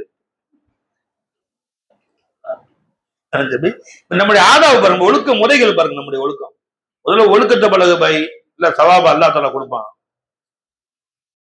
நீங்க ஒவ்வொரு ஒழுக்கத்தை பழகு. ஒவ்வொன்றுக்கும் ஒவ்வொரு ஒழுக்கம் இருக்கு. அந்த ஆதாபுகளை ஒழுக்கத்தை கடைபிடி.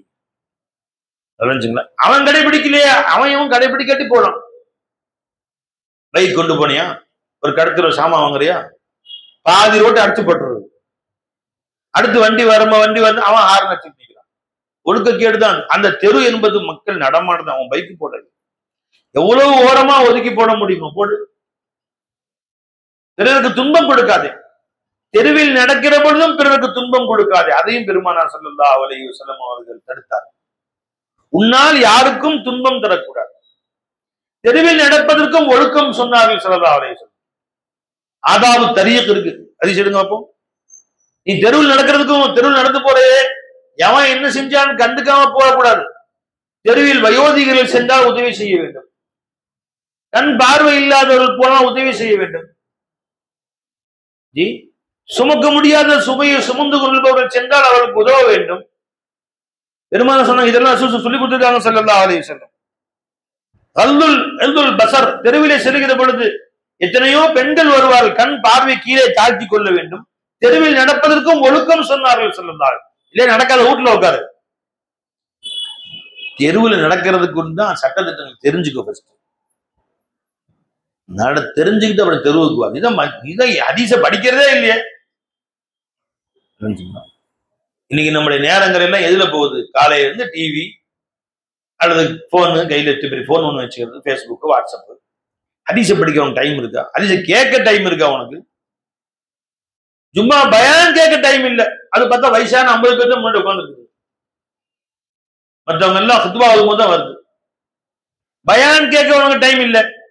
4 ஹதீஸ் காதல் உள்ள திருந்திடுவாங்க பயம் உனக்கு. எப்படி உன்னை திருத்த முடியும் சொல்லுங்க? தெருவில் நடப்பதற்கும் ஒழுக்கம் முறை சொன்னார்கள் ஸல்லல்லாஹு அலைஹி வஸல்லம்.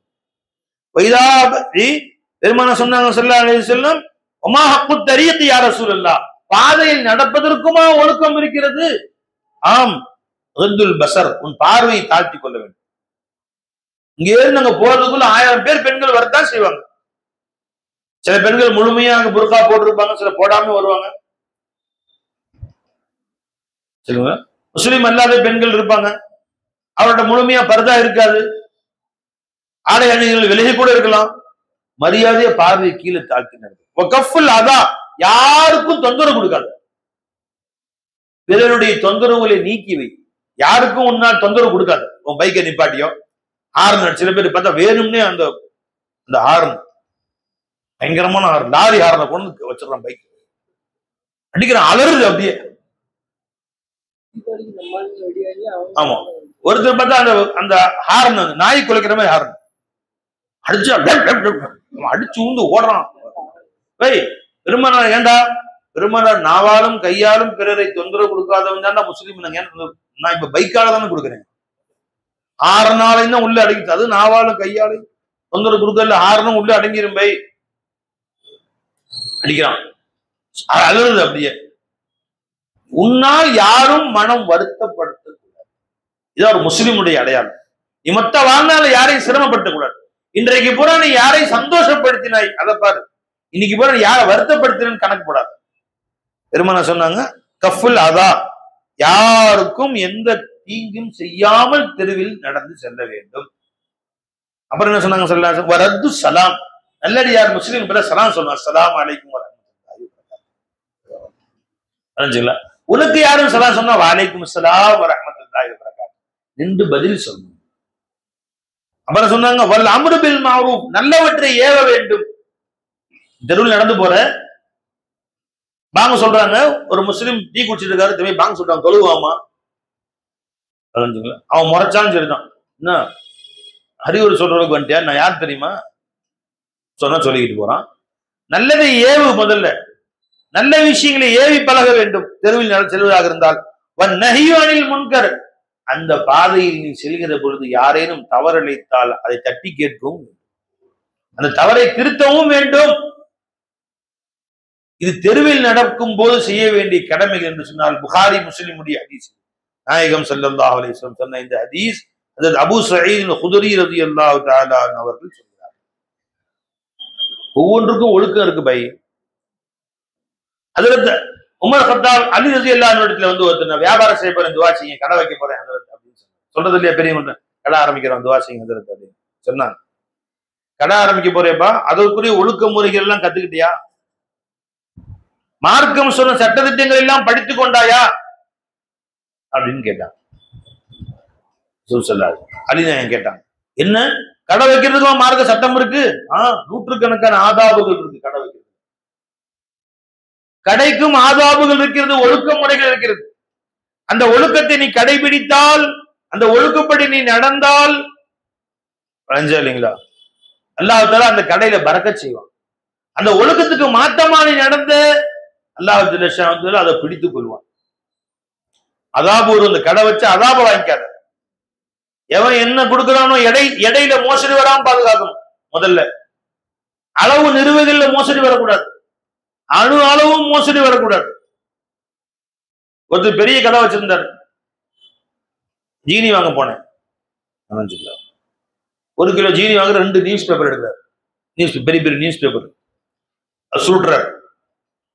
சுருட்டி அதுல ஜீனி 1 கிலோ ஜீனியை கொட்டி அந்த எடை தராசுல வைக்கிறார். வச்ச கரெக்டா 1000 அப்படின்னு காட்டு, எடுத்து மடிக்கிறார். இப்ப நான் சொன்னேன், அண்ணா எனக்கு நான் சொல்லல, பொதுவா நீங்க சொல்லுங்க. இப்ப நியூஸ் பேப்பர் ஜீனி எடை போடுறீங்க, 2 பேப்பர் வச்சு 1 கிலோக்கு 2 பேப்பர் சுருட்டி வைக்கிறீங்களே, இது வந்து எவ்வளவு பேப்பர் ஒரு நாளைக்கு உங்களுக்கு செலவாகும்? ஒரு 7-8 கிலோ ஆயிரும், காலையில சாயந்தரம் வரைக்கும். அரிசி, ஜீனி, மல்லி, மதுரா, கொத்தமல்லி எடை போறதுக்கு 7-8 கிலோ பேப்பர் ஆயிரும். Paper, news paper 1 kilo paper 4 ரூபா அப்படின்னு நான் சொன்னேன். ஜீனி விலை வந்து 60 ரூபா கிலோ, அரிசி வந்து கிலோ 50 ரூபா. நீ அதை கட்டுறதுக்கு அந்த நியூஸ் பேப்பர் எடுக்கிறீங்களே, அது 4 ரூபா. அப்படின்னா நீங்க என்ன செய்யணும், அந்த எந்த அளவுக்கு அந்த நியூஸ் பேப்பருடைய கிராம், அது ஒரு 10 கிராமோ 20 கிராமோ, அந்த அளவுக்கு நீ 1020 கிராம் வைக்கணும். இல்லைன்னா என்னிடத்துல 60 ரூபாய் வாங்கிக்கிட்டு 4 ரூபாய் நீ மோசடி செஞ்ச மாதிரி தான். அந்த பேப்பர் தூக்கி கீழே போட்டுருவேன். அந்த அளவுக்கு நீ அரிசி எடை குறையும் எனக்கு. இதுவும் எடை தராசில் மோசடி செய்வது தான். வயலுல்லில் முத்தஃபிஃபீன், யார் இடைத்தராசில் மோசடி செய்கிறவர் அவருக்கு வயல் என்ற நரகம் என்றார்கள் சொல்லலாம். அல்லாஹ் சொல்றான் குர்ஆன்ல, நாசம் உண்டாகட்டுமாக வயலுல் முத்தஃபிஃபீன் அல்லதீன இதற்கு தாரு அலன்னாஸி யஸ்தௌஃபூன் வைதா காலுஹும் வஸனுஹும் யக்ஸிரூன். இவர்கள் சாமான் வாங்கும் போது நிரப்பமாக வாங்கிக் கொள்வார்கள், இவர்கள் கொடுப்பார்கள் ஆனால் குறைத்து கொடுப்பார்கள். அவளுக்கு நாசம் உண்டாகட்டுனாங்க, நாசம் அல்லாஹ்வுடைய சாபம் உண்டாயிரும். இதெல்லாம் பெருசா எடுத்துறீங்க, அது சின்ன விஷயத்தை போய் அப்படி சின்ன விஷயம் இல்லைங்க. ஒரு நாளைக்கு 5 கிலோ பேப்பர் செலவாகுது, கிலோ 4 ரூபா.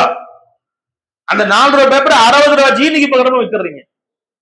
அதுல நீங்க அடையக்கூடிய லாபம் என்ன? 5 கிலோ 5 × 4 5 20 ரூபா தான் உங்களுக்கு அடக்கம், அந்த பேப்பர் அடக்கம். அது 5000 30 300 ரூபாய் சக்கரைக்கு கிலோ வித்துறீங்க, 280 ரூபா லாபம் உங்களுக்கு. வெறும் பொட்டலம் அடிக்கிறது இல்ல, வெறும் பொட்டலத்துல 280 ரூபா ஒரு நாளைக்கு லாபம் சம்பாதிக்கணும். இது அநியாயம், துரோகம், அழிவு காரணமாயிருன்னு சொன்னாங்க. போங்க அதுராது அப்படின்றாரு. சில மாதங்கள் கூட இந்த கடையில வேலை செஞ்சு ஒருத்தன் மொத்தமா சொல்லிட்டு போயிட்டான். அவர் வாழ்நாள்லாம் சம்பாதிச்சதை மொத்தமா சொல்லிட்டு போயிட்டான். நீ எதையெல்லாம் துரோகம் செய்து சம்பாதிக்கணும்னு நினைக்கிறையோ அது இருக்கும் உங்ககிட்ட, கொஞ்ச காலம் கழிச்சு ஒட்டு மொத்தமா போயிடும். யாரெல்லாம் அண்ணன் தம்பிக்கு சொத்திலே துரோகம் செய்து கொஞ்சம் கூட வாங்கிட்டாங்களோ, திறமைங்க அவரு நினைக்கிறான். 4 பேர்ல அவர் ரொம்ப திறமையான மனுஷன், அப்படியே எல்லாத்தையும் சேர்த்து சுருட்டி வாங்கிட்டாரு, மற்றவங்களும் ஏமாத்திட்டாரு. இல்லவே இல்லை, அந்த 3 பேர் நல்லா இருப்பான், அல்லாஹ் தன்புறத்திலிருந்து கொடுத்துருவான் அவங்களுக்கு. ஏமாத்தனம் பாத்தீங்களா, அது அவனையும் அழிக்கும், அவன் மனைவி மக்களையும் அழிக்கும், அவன் குடும்பத்தையும் அழிக்கும், சொத்தும் போயிடும். போயா ஒலாத்தி பாரு துனியா நடக்குதா இல்லையான்னு பாரு. எவனெல்லாம் தன்னை நம்பிட்டு துரோகம் செய்து ஒரு சொத்தை எக்ஸ்ட்ரா வாங்கினானோ, 1 ரூபாய் எக்ஸ்ட்ரா வாங்கினாலும் சரி, ஒரு அடி நிலத்தை எக்ஸ்ட்ரா வாங்கினாலும் சரிதான். 1 இன்ச்சு வீடு வீடு அவன் விட்டு பெருசா நீ வாங்கினாலும் சரிதான், அதுக்குரிய காசை கொடுத்துரு. இல்ல அந்த 1 இன்ச்சு ஒட்டுமொத்த வீட்டுக்கு அழிவாக வந்து விடும். உன் கையாலேயே அதை வித்து ரெஜிஸ்ட்ரேஷன் பண்ணி காசு சாப்பிடுவ, ஆஸ்பத்திரி கட்டுவ. அல்லாஹ் நம்ம அனைவரையும் பாதுகாப்பான். அன்பர்களே, இப்ப இதெல்லாம் உறவுகளை பற்றிய செய்திகளை நான் சொல்றது சாதாரண நினைச்சுக்காதீங்க. ரசூலுல்லாஹி ஸல்லல்லாஹு அலைஹி வஸல்லம் அவர்களை பற்றி ஹஜ்ரத் ஹதீஜா நாயகி சொன்னாங்க, நிச்சயமாக அல்லாஹ் தஆலா உங்களை கேவலப்படுத்த மாட்டான், காரணம் நீங்கள் உறவுகளை ஆதரிக்கின்றீர்கள். இப்ப உறவை ஆதரிச்சா கேவலம் வராது. உறவுகளை ஆதரிக்காது இருக்கும் போது ஒரு கேவலம் வரும்னு அர்த்தம். ஒரு சஹாபி ரசூல் பெருமானாட்ட வந்தாங்க ஸல்லல்லாஹு அலைஹி வஸல்லம். இந்த ஹதீஸ் முஸ்லிம் ஷரீஃபுடைய ஹதீஸ் இது. ஹஜ்ரத் அபூ ஹுரைரா ரிவாயத் செய்றாங்க. அன்ன ரஜுலன் கால யா ரசூலல்லாஹ், ஒரு மனிதர் சொன்னார், யா ரசூலல்லாஹ் இன்னலி கராபத்தன், எனக்கு உறவுகள் இருக்கிறார்கள், அசிலுஹும், நான் அவர்களிடத்திலே சேர்ந்து வாழ்கிறேன், நான் எந்த அளவுக்கு போய் ஒட்டினாலும் என்னை துண்டித்துக் கொண்டே இருக்கிறார். நான் போய் சேர்ந்து வாழ்றேன், அவங்க துரத்துறாங்க என்னைய. டெய்லி நான் சேர்ந்து வாழணும்னு ஆசைப்படுறேன், போறேன், போலாங்கிறாங்க, நீ மதிக்கிறது இல்லை. அவர்களை நான் பத்திரிக்கை கொடுக்குறேன், எனக்கு பத்திரிக்கை கொடுக்கறது இல்லை. அவங்க விஷயத்துக்கு கூப்பிட்டு நான் போறேன், என் விஷயத்துக்கு அவங்க வர்றதில்லை. நான் அவர்களை சேர்ந்து வாழ்கிறேன், அவர்கள் என்னை சேர்ப்பதில்லை, என்னை துண்டித்து வாழ்கிறார்கள். நடக்கும் துணியாவில் துணியவர்கள் இல்லை. காசு இருந்தா ஒட்டுவான் போய், அந்த 4 பேர்ல ஒருத்தர் காசு கூட இருக்கும், அவர் தாங்க நம்ம வீட்டுல எல்லாம் எல்லாமே அவர் தாங்க.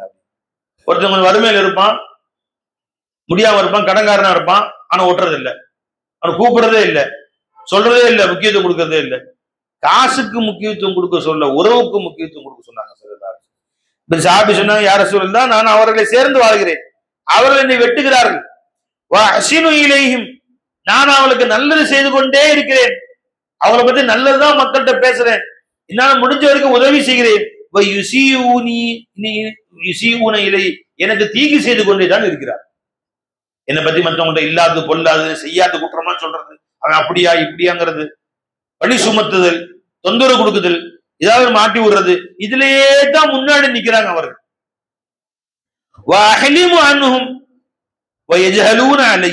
நான் அவர்கள் என்ன செய்தாலும் பொறுத்துக் கொள்கிறேன், மனசுக்குள்ள அடக்கிக்கிறேன், ஆனால் என் மீது அவர்கள் மடத்தனமாக அவர்கள் நடந்து கொள்கிறார்கள், ரொம்ப கீழ்த்தரமா நடந்துக்கிறாங்கன்னு சொன்னாங்க. கால பெருமாள் சொன்னாங்க, லஇன் குன்த கமா குல்த, நீ சொன்னது உண்மையாக இருந்தால், உண்மையிலேயே அப்படித்தான் இருக்குமானால், அன்னமா துசிஃபஹுமுல் மல்ல, நீ அவர்கள் வாயிலே மண் அள்ளி போட்டுட்ட, சாம்பல் அள்ளி போட்டு விட்டாய், வலா யஸாலு மஅக மினல்லாஹி ஸஹீருன் அலைஹிம் மா தும்த அலா ஸாலிக. நீ இவ்வாறு நடந்து கொள்ளும் காலமெல்லாம் அல்லாஹ்வின் புறத்திலிருந்து உனக்கு உதவியாளர்கள் அல்லாஹ் உதவி அனுப்பிச்சுக்கிட்டே இருப்பான். அவங்க உன்னை ஆதரிக்கிறாங்க, நீ அவங்களை ஆதரிக்கிற. அவங்க வீட்டுக்கு நீ போற, உங்க வீட்டுக்கு அவங்க வர்றாங்கன்னா உனக்கு அல்லாஹ் உதவியாளர் வருவாங்கன்னு சொல்லல. சொல்லாச்சு உன்னை கேவலப்படுத்துறாங்க. இப்ப அல்லாஹ் நீ என்ன கேவலப்படுத்த அடியான நான் வர்றேன் அல்லா சொல்ல. அவன் புறத்திலிருந்து உதவியாளர்களை அல்லாஹ் அனுப்பி வைக்கிறான். முஸ்லிம் ஷரீஃபுடைய ஹதீஸ். ஹஜ்ரத் அபூ ஹுரைரா ரலியல்லாஹு அன்ஹு ரிவாயத் செய்றாங்க. எவ்வளவு பெரிய விஷயம் பாருங்க. உன்னோட சேர்ந்திருந்தால் நீ போய் சேர்ந்திருக்கிற பெரிய விஷயம் இல்ல, ரெண்டுக்கு சமமா போயிடுச்சு. நீ அவன்கிட்ட போய் சேர்ற, அவன் உன்னை வெட்டி விடுறான். இப்ப அல்லாஹ் தோஷம் வந்துருது. அவன் வந்து சேர நீ வெட்டி விடுறியா, நான் அனுப்புறேன் அவனுக்கு உதவிக்கு ஆளு. உன் அனைத்து காரியங்களையும் உதவி செய்வதற்கு அல்லாஹ்வின் புறத்திலிருந்து ஆள் வருகிறது.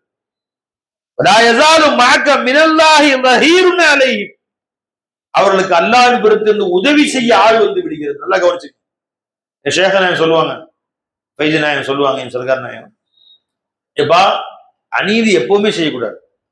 அநீதி யாருக்கும் செய்யக்கூடாது. அதிலும் குறிப்பாக யாரை கேட்க அநாதி இல்லைங்கிறையோ அவர்களுக்கு அநீதி செய்யவே செய்யாத, யாருக்குமே செய்யாத. ஆனா குறிப்பா யாருக்கு, உன்னை அடிச்சா யாரா கேட்பா, ஊர்ல யாரா நிப்பா அப்படின்னு சில பேர் இருப்பான் பாருங்க, அவனுக்கு கேட்காது. இப்ப இவர் அடிச்சா இவர் குறுக்கால வந்துருவாரு, அண்ணன் இருக்கிறாரு, தம்பி இருக்கிறாரு, பயம் வருது உனக்கு. அவர் கை வச்சா 4 பேர் வந்து நிப்பான், பார்த்து அடியணுவான். பெரிய குடும்பம் பா அவரு, அவர் பின்னாடி கட்சி இருக்குப்பா, அவரு பின்னாடி இவரு பின்னாடி வந்து அவங்க வந்து பெரிய இயக்கமே இருக்குப்பா, அவர் அந்த இதுல உள்ளவருப்பா, இந்த இயக்கத்துல உள்ளவருப்பா, அவங்கள கை வைக்காதப்பா அப்படின்னு பயப்படுற ஒரு சில பேர் எதுக்குமே கேட்க முடியாது. உன்னை கேட்க நாதி இல்லடா, உன்னை அடிச்சு தூக்கி போட்டாலும் எவனும் கேட்க மாட்டான்டா அப்படிங்கிற நீ. அப்படிப்பட்டவர்களுக்கு அநீதி செய்ய ரொம்ப பயந்துக்கோ. ஏன் கேட்டீங்கன்னா நல்லா சொன்ன, ஏன் அடியா அவன் கேட்க ஆள் நினைச்சியா, நான் இருக்கிறேன் அவனுக்குன்றான். அதை இவன் அடிச்சு அவன் வருவான், ஆனா இவன் அடிச்சு அல்லாஹ் வந்துருவான் தெரியுமா உனக்கு. யாரை கேட்பதற்கு உதவியாளர்கள் யாரும் இல்லை என்று கருதுகிறாயோ அவர்களை நீ அநியாயம் செய்ய பயந்து கொள். ஏனென்றால் அல்லாஹ் பொறுத்திருந்து உதவியால் வந்து விடும். பெருமாள் சொன்னாங்க பாத்தீங்கன்னா, ஸல்லல்லாஹு அலைஹி வஸல்லம், வலா யஸாலு மஅக மினல்லாஹி ஸஹீர், அல்லாஹ்வின் புறத்திலிருந்து உனக்கு ஒரு உதவியாளர் நீங்காது உன் கூட இருப்பார், நீங்காது உன் கூட இருப்பார். அப்ப நீ ஏன் கவலைப்படுற, ஏன் மனம் துரிந்து மனம் ஏன் உடைஞ்சு போற, நான் சேர்றேன் அவங்க சேர மாட்டேங்கிறாங்க ஏன் உடைஞ்சு போற, நீ செஞ்சுக்கிட்டே இரு, சந்தோஷமா செய், மகிழ்ச்சியாக செய், உன்னை அவன் தூற்றிக் கொண்டே இருக்கட்டும். வளைஞ்சுங்களா, அவன் உன்னை பாராட்டவே தேவையில்லை, உன்னை அல்லாஹ் பாராட்டினா போதும், உன்னை அல்லாஹ்வுடைய உதவி கிடைச்சா போதும். ஹஜ்ரத் ஹசன் பஸரி ரலியல்லாஹு தஆலா அவர்களுக்கு ஒரு உறவினர் இருந்தார், சொந்தக்காரர், ரொம்ப கஷ்டப்படக்கூடியவர். எப்பவுமே எஜமா அவர் உதவி செய்வாங்க, ஆனா அவர் இவங்க உதவி ஏத்துக்க மாட்டார், திட்டிக்கிட்டே இருப்ப. யாரை பார்த்தாலும் ஹசன் பஸரினா ஒரு மனுஷனா அப்படின்னு திட்டுவார். எஜமா தெருவில் போற ஒருத்தர் கூப்பிட்டு, இந்தப்பா இது 5000 ரூபாய் இருக்கு, ரொம்ப கஷ்டப்படுறாரு, அந்த பாருங்க இந்த 7வது வீடு கொண்டு போய் கொடுத்துருங்க. அவர் போய் கதவு தட்டி, உங்க பேரு தான் ஹுசைனா, ஆமா இத வச்சுக்கங்க, நீங்க யாரு, நான் சும்மா தெருவில் போற ஆள் தான், அவங்க கொடுக்கணும்னு ஆசை வந்துச்சு. பாருங்களேன், யார் யாரோ தெருவில் போறவங்களாம் உதவி செய்யறாங்க, என் மேல இறக்கம் வருது. இங்க இருக்கிறாரு ஹசன் ஒருத்தர், ஈனா போன நம்ம சொந்தக்காரத்தாங்க, திரும்பி கூட பார்க்க மாட்டாரு. தெருவில் போறவங்களாம் அடிக்கடி உதவி செய்யறாங்க, எனக்கு போற வர்றவங்களாம் அடிக்கடி உதவி செய்யறான், அந்த ஆளு மனுஷனா இருந்தாலும் அப்படின்னு திட்டினா. அவர் வந்து சொன்ன, உங்களை திட்டுறாங்க எஜமான, அல்ஹம்துலில்லாஹ். இப்ப நீ கொடுத்து புகழ்ந்தால், நீ காசு கொடுத்து அவர் புகழ்ந்தால் அல்லாஹ்வுக்கு உதவி வராது உனக்கு, ரெண்டுக்கும் சரியா போச்சு. நீ காசும் கொடுத்து திட்டு வாங்கின, பெருமானா சொன்ன ஹதீஸ் படி உனக்கு அல்லாஹ்வின் புறத்திலிருந்து உதவியாளர்கள் வந்து விட்டார்கள். உனக்கு அல்லாஹ்வின் புறத்திலிருந்து உதவியாளர்கள் வந்துட்டாங்க. இப்ப அவன் உதவி என்ன செஞ்சிட போறான் உனக்கு. முஸ்லிம் ஷரீஃபுடைய ஹதீஸ், கானத்து மினல்லாஹி ஸஹீருன், உனக்கு இறைவன் புறத்திலிருந்து உதவியாளர்கள் வந்து விடுவார்கள், அவர் உன்னை அல்லாஹ்வுல பாதுகாத்துட்டு இருப்பான் எங்க வந்தாலும். அதை பத்தி நீ கவலைப்படாதுன்றான். உன்னை மக்கள் புறக்கணிப்பதை பற்றி நீ கவலைப்படாது, உன் வேலையை தொடர்ந்து செஞ்சுக்கிட்டே. நீ செய்யக்கூடிய நற்காரியங்களுக்கு உன்னை யாரும் புகழவில்லை நினைக்காத, உன்னை அல்லாஹ் புகழ்ந்தா போதும். ஏன் நீ செய்யக்கூடிய அவனுக்காக சேர, உனக்கு கூலி துன்யாவிலையும் தலை நிமிர்ந்த வாழ்க்கை அல்லாஹ் தர்றான், கபர்லையும் தலை நிமிர்ந்த வாழ்க்கை அல்லாஹ் தர்றான், மஹ்ஷர்லையும் தலை நிமிர்ந்த வாழ்க்கை கூலி எவன் தர்றானோ அவன் பார்த்தா போதும். இவங்க ஒரு நல்ல காரியங்களை பார்க்கணும்னு அவசியம் இல்லை. உன் நற்காரியங்களை யாரும் பார்க்கிறார்கள், பார்க்க வேண்டுமே என்று ஆசையும் படாது. ஆசைப்பட்டு நல்ல காரியம் செய்யாது. நான் பாவம் செஞ்சா மக்கள் பார்த்துருவார்களே என்பதற்காக பார்த்துருக்காது. அல்லாஹ் பார்க்கிறான் இல்லை. யாரும் பார்க்காவிட்டாலும் உலகிலே யாரும் பார்க்காத இடத்துல போய் நீ ஒரு பாவம் செய்யற, அல்லாஹ் பார்க்கிறான்னு இல்லையா? ஹதீஸ்ல வருது, நீ யாரும் பார்க்காத ஒரு பாறை, ஒரு குகை, அந்த மலைக்கே யாரும் வரல, அந்த மலைக்கே யாரும் வரல, ஒரு குகைக்குள்ள புதுட்டு ஜன்னலே இல்லை, அடைச்சாச்சு கதவை, யாரும் பார்க்கல. அங்க போய் ஒரு பாவம் செஞ்சாலும் அல்லாஹ் ஜல்ல ஷானு தஆலா அந்த பாவத்தை வெளியிலே காட்டி உன்னை கேவலப்படுத்திட வேண்டாம். நீ அல்லாஹ் என்னை யாரும் பார்க்கவே இல்லைன்னு நினைச்சேன்னா அல்லாஹ் இஸ்திக்பார் செஞ்ச ரப்பே, தெரியாம செஞ்சுட்டேன் மன்னிச்சுக்கிற ரப்பே, நீ சத்தாருல் அய்யூபா இருக்கிற, பாவங்களை மறைப்பவனா இருக்கிற, நீ அல்லாஹ் நீ பாவங்களை மன்னிப்பவனா இருக்கிற, கஃபாரா இருக்கிற, நீ அழுது மன்னிப்புகிற எல்லாம் மன்னிச்சிருவான். நான் மறைச்சு செஞ்சுட்டேன்னு கெட்டிக்காரத்தை வந்து பேசுனேன், அல்லாஹ் ஜல்ல வெளியே இழுத்து கேவலப்படுத்துவான். விளைஞ்சுங்களா? அதே மாதிரி ஒரு நல்ல காரியம் செய்யற, துனியாவில யாரும் பார்க்காவிட்டாலும் பரவாயில்லை, அல்லாஹ் பார்க்கறான்ல, அதற்குரிய கூலி அல்லாஹ் உங்களுக்கு உண்டு பண்ணி கொடுத்துருவான். பெருமானா சொன்னாங்க ஸல்லல்லாஹு அலைஹி வஸல்லம், ஜி ஏப்பா ஹதீஸ் கிதாப் எங்கன்னு தெரிய மாட்டேங்குது, ஜாமிஉ ஸகீர்னு போட்டுருங்க. ஹஜ்ரத் ஜி லவ் அன்ன அஹதுக்கும் யஅமலு ஃபீ ஸஹரத்தின் ஸம்மா லைஸ லஹா பாபுன் வலா குவத்துன் லஹரஜ அமலுஹு லின்னாசி காயினம் மா கான, ரவா அபூ ஸஈத் குத்ரி ரலியல்லாஹு ரிவாயத் செய்றாங்க. ஒரு மனிதன் ஒரு ஒரு ஒரு குகையிலே பாவம் செய்கிறான், நன்மையும் செஞ்சாலும் சரிதான், பாவம் செஞ்சாலும் சரிதான். யஅமலுன்ட்டாங்க சொல்றாங்க, நல்லது பாவம்னு சொல்லல ஜி. அவன் நல்லது செஞ்சாலும் சரிதான், பாவம் செஞ்சாலும் சரி. ஏன் கேட்கிற மாதிரி இருக்கு, எனக்கு வைக்குதுன்னு சொல்லி போட்டு கிட்டலாம் போட்டு உட்காந்து உங்களா இருக்கா? சரி, அவன் திறந்துருக்கல, சரி ஏசி வரல. அப்ப ஒரு மனிதன் ஒரு பாலைவனத்திலே பாவம் செய்கிறான், ஒரு பாறைக்குள்ளே, லைஸலஹா பாபுன் வலா குவத்துன், அதற்கு வாசலும் இல்லை, அதற்கு ஜன்னலும் இல்லை. லஹரஜ அமலுஹு லின்னாசி, அவனுடைய பாவமாகிறது மக்களுக்கு போய் சேரும், அவன் நன்மையும் மக்களுக்கு போய் சேரும். காயினம்மா கான, அது எதுவா இருந்தாலும் சரிட்டாங்க சொல்லுறாங்க, நல்லதோ கெட்டதோ மினல்லா அல்லாட்டிருந்து வந்துட்டான். அப்படின்னு அர்த்தம் என்ன பை? உன் பாவத்தை பார்த்தால் எப்படி கேவலப்படுத்துவானோ அல்ல அது மாதிரி வேற சந்தர்ப்பத்தை உண்டாக்கி கேவலப்படுத்திடுவான். நீ ஒன்னு பாவம் செஞ்சிடும், அல்ல நம்ம அனைவரையும் பாதுகாக்கும். நீ ஒரு பாவம் செஞ்சிடற, யாருக்கும் தெரியலன்னு நினைச்சிட்டு இருக்கிற, யாரும் நம்மளே இது தண்டனையே வராதுன்னு நினைக்கிற, வேற ஒரு சந்தர்ப்பத்தை அல்லா உண்டாக்கி நீ செய்யாத கூட்டு தண்டனை வர மாதிரி அல்லாக்கி அல்ல நம்ம அனைவரையும் பாதுகாக்கும். உனக்கு ஒரு பயில அடிச்சுட்ட, 6 மாசம் ஆச்சு, யாருக்கும் தெரியல, நீ என்னமே செஞ்சிருக்கவே மாட்ட, நீ செஞ்சு ஒருத்தவனை சாத்துவான். இது அன்னைக்கு அடிச்சே ஒருத்தனை அநியாயமா, அதுக்கு இன்னைக்கு உளுந்து அடி. இதே மாதிரி ஒரு நன்மை செய்தாய் ஒருத்தனுக்கு, அந்த நன்மையை யாருக்குமே பார்க்கல, ஆனா அல்லாஹ் பார்த்து வச்சிருக்கிறான். நீ எதிர்பாராத முறையில யாரோ நன்மை செய்வாங்க உனக்கு. தெருவில் போறவத்துக்கு உதவி செஞ்ச, நீ ஏர்போர்ட்ல போய் நீ இப்ப 4 வருஷத்துக்கு முன்னாடி முடிச்சுக்கிட்டு அங்க ஒருத்தர் வாங்க போய் நான் கூட்டி போறேன், கூட்டி போறேன், அடேங்கப்பா நீ எனக்கு திருவத்துல காப்பாத்தல, அதுக்கு அல்லா இங்க செஞ்ச கூலி. அல்லா கணக்கு வச்சுக்குவான், எல்லாம் கரெக்டா கால்குலேட்டர் பண்ணிக்குவாங்க. நீ செஞ்ச ஒரு நன்மையை கூட துனியாவிலே வீணாக்க மாட்டான், ஆখিরাத்திலே வீணாக்க மாட்டான். ஓமயமல் மிஸ்கால தர்ரத்தின் ஹைரன் ஓமயமல் மிஸ்கால தர்ரத்தின் யரஹூன் இருக்கு இல்லையா, அந்த யரஹுக்கு சூஃபியாக்கள் ஃபி துன்யா வல் ஆখিরাன்டா. நீ அணுவளவு நன்மை செய்தாலும் துனியாவையும் பாப்ப, ஆখিরাத்திலையும் பாப்ப. அந்த நன்மைக்கு பிரதி உபகாரம் தன் புறத்திலிருந்து அல்லாஹ் செய்வான். நீ அணுவளவு தீமை செய்தாலும் அதன் பலனை துனியாவையும் பாப்ப, ஆখিরাத்திலையும் பாப்ப. அல்லாஹ்ட்ட பாவ மன்னிப்பு கேட்காது இருந்தால் இஸ்திக்பார் செஞ்சா அல்லாஹ் மன்னிச்சார். கருணை கடலாகி அல்லாஹ், யா அல்லாஹ் இந்த மாதிரி செஞ்சுட்டேன், நீ மன்னிச்சுக்கோ, நீ மறைச்சுக்கோ, அல்லாஹ் கிட்ட அல்லாஹ் மன்னிச்சான். அவன் கருணை கடலாகி அல்லாஹ். அன்பர்களே, இந்த ஹதீஸ்ல புகாரி ஷரீஃப் ஹதீஸ்ல உங்களுக்கு வாட்சி காமிச்சேன். ஹஜ்ரத் ஹதீஜா ரலியல்லாஹு தஆலா அந்த பெருமான் இடத்தில் சொன்னார்கள், உங்களை ஒரு காலம் அல்லாஹ் கேவலப்படுத்த மாட்டான். வல்லாஹி மா யுஹ்ஸீகல்லாஹு அபதன், ஒரு காலம் அல்லாஹ் உங்களை கேவலப்படுத்த மாட்டான். இன்னக லதஸிலுர் ரஹம், நீங்க உறவுகளை ஆதரிக்கிறீர்கள். வதஹ்மிலுல் கல்ல, ஊரிலே சிரமப்படக்கூடியவர்கள் ஆதரவற்றவர்கள் இருக்காங்களே அவர்களை சென்று நீங்கள் ஆதரிக்கிறீர்கள். கேட்கறதுக்கு யாரும் இல்லாம உதவியாளர் இல்லாம இருக்காங்களா, உதவி செய்றீங்க. யாரா இருந்தாலும் சரிதான். எத்தனையோ விதவைகள் இருப்பாங்க, வெறும் 1000 ரூபாய் அரசு கொடுக்குற காசை வச்சுதான் வாழ்க்கையை ஓட்டுறேன்னு எத்தனை பேர் சொல்றாங்க. அவங்க ஒரு அரிசி மூட்டை, உங்க வீட்டுக்கு அரிசி வாங்கும்போது ஒரு அரிசி மூட்டை எக்ஸ்ட்ரா வாங்க, என்ன குறைஞ்சு போயிருது உனக்கு காசு. உங்க வீட்டுக்கு 25 கிலோ மூட்டை அரிசி வாங்குறே 2 வாங்கு, ஒன்னு வீட்டு வச்சுக்கோ. ஒண்ணு யாரு இந்த ஊர்ல ரொம்ப உனக்கு வசதி குறைவா தெரிஞ்சு அவங்க போய் இறக்கிடு. அல்ஹம்துலில்லாஹ், நல்லா வாழுங்க, அதுல நல்லா வாழுங்க, நல்லபடியா இறங்கி ஒரு துவா செய்வான். அந்த துவா நீ செய்யக்கூடிய 100 அமலை விட மேல.